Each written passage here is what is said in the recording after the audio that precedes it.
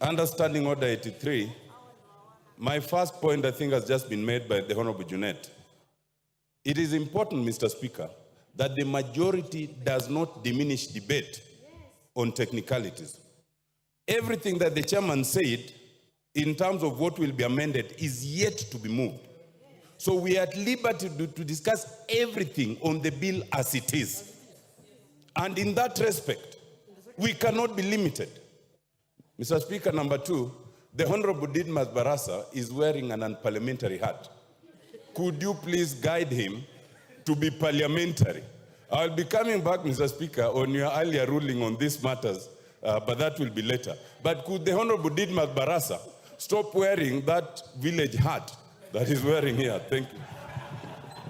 Honorable members, the issue of the bill before the House, and I'm sitting here listening to all of you.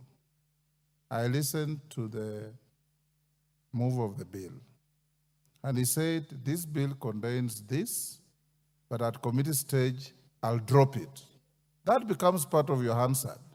So when you attack the bill, which you have the right to do, it is only fair also to make reference to what your colleague said.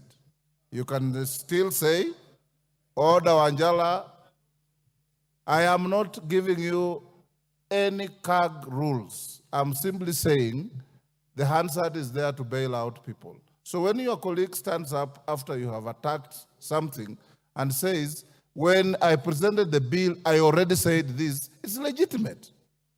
But everybody debate the bill as is before the House. That is the bill that we are debating. But don't lose sight of the report which you already have, which I encourage you to read.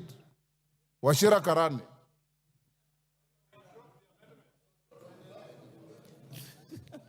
Thank you, Mr. Wachira Speaker. Karani, you have the floor. Yes,